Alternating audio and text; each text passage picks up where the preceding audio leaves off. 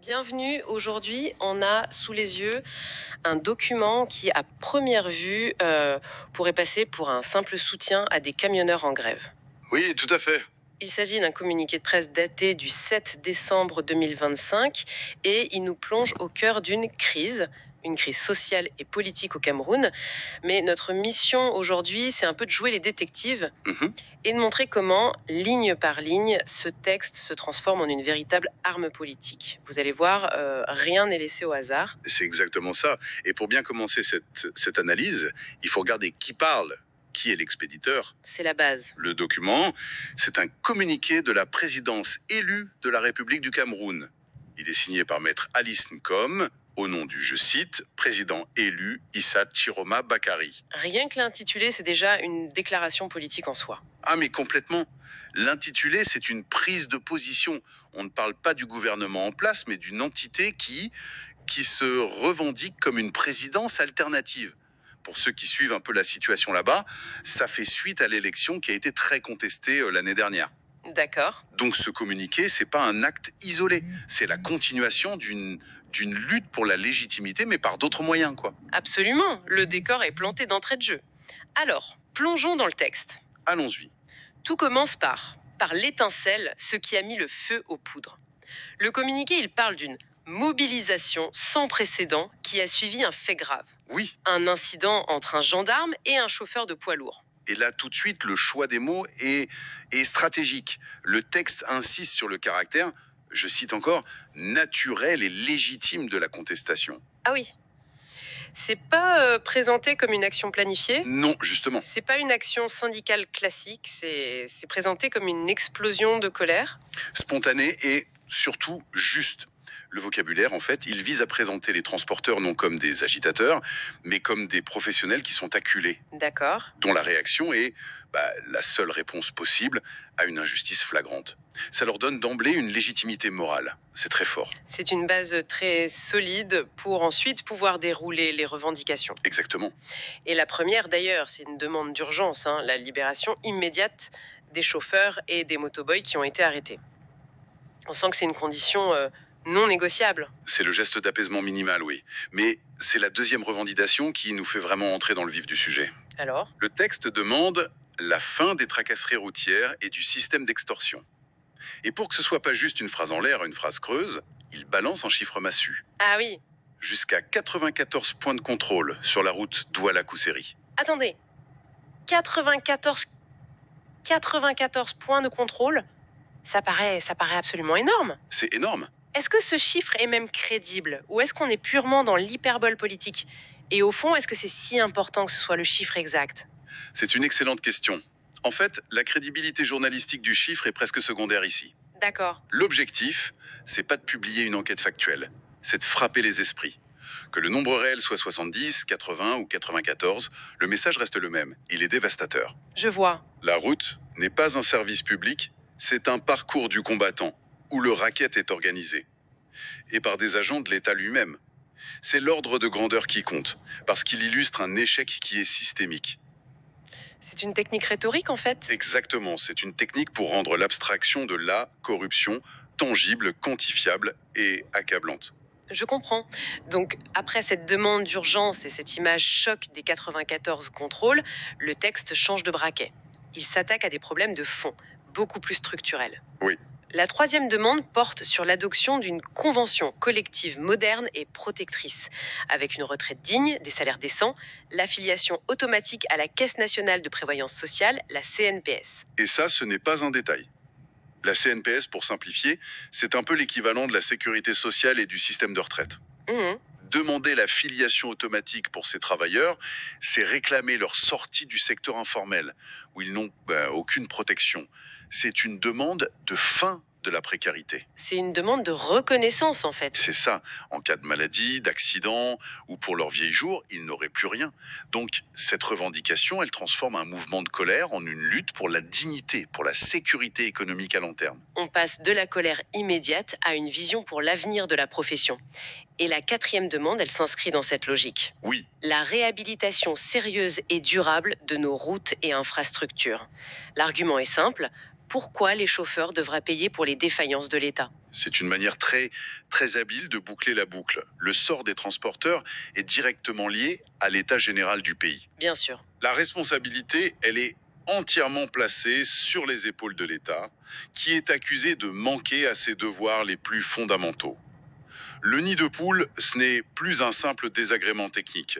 Non, ça devient un symbole. Ça devient le symbole visible et quotidien de la faillite de la gouvernance. Et ce qui rend cet argument si puissant, c'est que ça parle à tout le monde.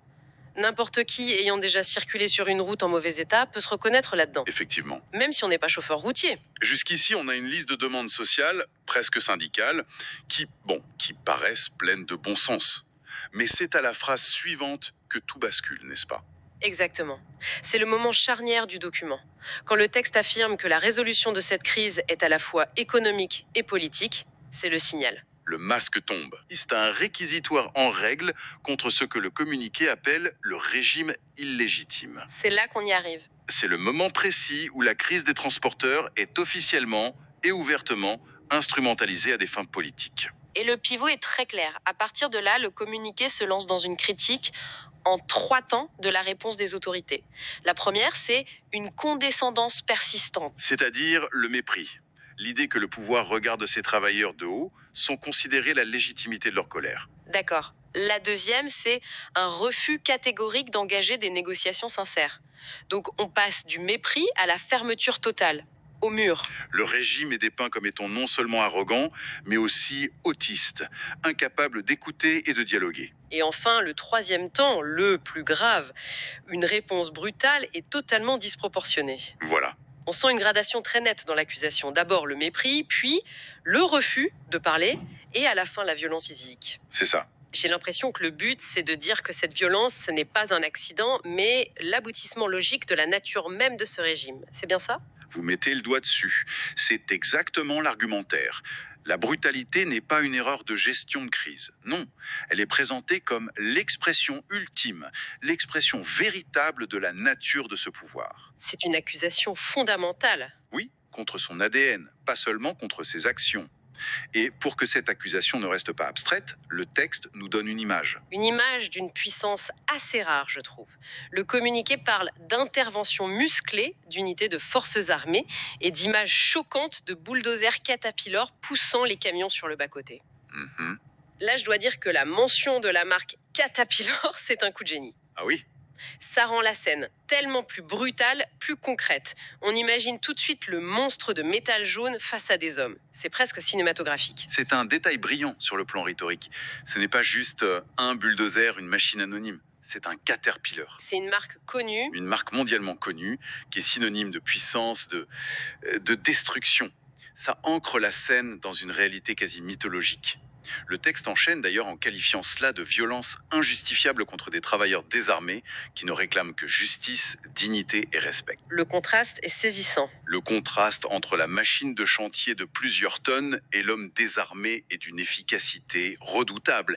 Il n'y a pas besoin de faire un long discours, l'image dit tout. Face à cette situation, ce rapport de force qu'il vient de dépeindre, le président élu se positionne.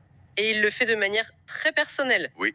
Il affirme son soutien total à chaque transporteur, chaque chauffeur, chaque motoboy. C'est un positionnement de protecteur. Il ne se contente pas d'approuver une liste de revendications, non, il s'adresse directement aux individus. Il y a un côté affectif. Exactement. Les mots choisis sont là pour créer un lien émotionnel fort. Il assure que leurs souffrances sont comprises, leurs revendications entendues. Il y a même cette note très personnelle où il exprime son admiration pour leur courage et leur détermination. On sort du politique pur pour entrer dans l'humain. Et il insiste à nouveau sur le fait qu'ils ne défendent pas seulement leur gagne-pain, mais aussi et surtout leur dignité. Ce mot est vraiment le fil rouge de tout le document. C'est le concept central. C'est ce qui permet d'élever le débat.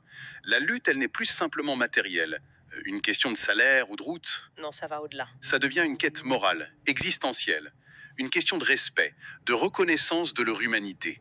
Et c'est cette élévation qui mène, logiquement, à la conclusion du communiqué, qui est une véritable déclaration de vision pour le pays tout entier. Oui, la phrase finale est très forte. Le Cameroun ne pourra se reconstruire que lorsque ceux qui le font avancer seront respectés, protégés et considérés comme des acteurs indispensables de notre développement national. Cette phrase, c'est la clé de voûte de tout l'édifice. C'est la conclusion logique. Elle connecte le sort d'une catégorie professionnelle très spécifique à l'avenir de la nation. Le message sous-jacent est incroyablement ambitieux. Il ne dit pas nous allons réparer les routes, non. Il dit le respect de ces travailleurs est la condition sine qua non du redressement national. C'est une vision, quoi. C'est une vision qui, implicitement, seul le président élu est capable de porter. En opposition frontale, bien sûr, avec le régime en place, dépeint quelques lignes plus haut comme violent et méprisant. Alors, si on prend un peu de recul, qu'est-ce qu'il faut retenir de cette analyse ? S'il se présente comme un simple communiqué de soutien, c'est en fait une construction politique extrêmement sophistiquée. Absolument. La structure est d'une efficacité redoutable. On part d'un événement qui suscite l'empathie.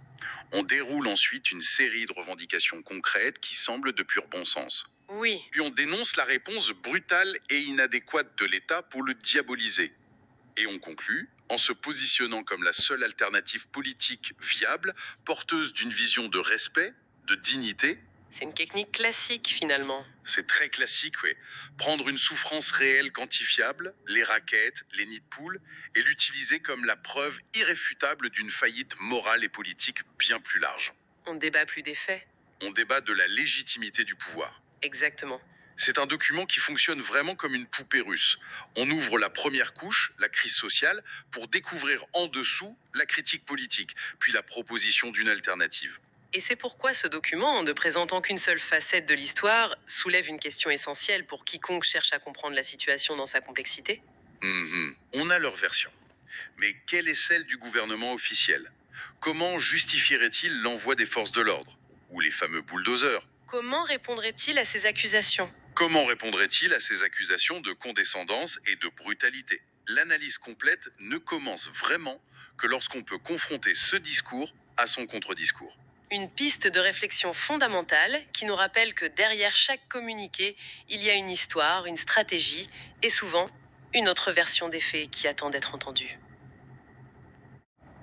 Bienvenue, aujourd'hui on a sous les yeux un document qui a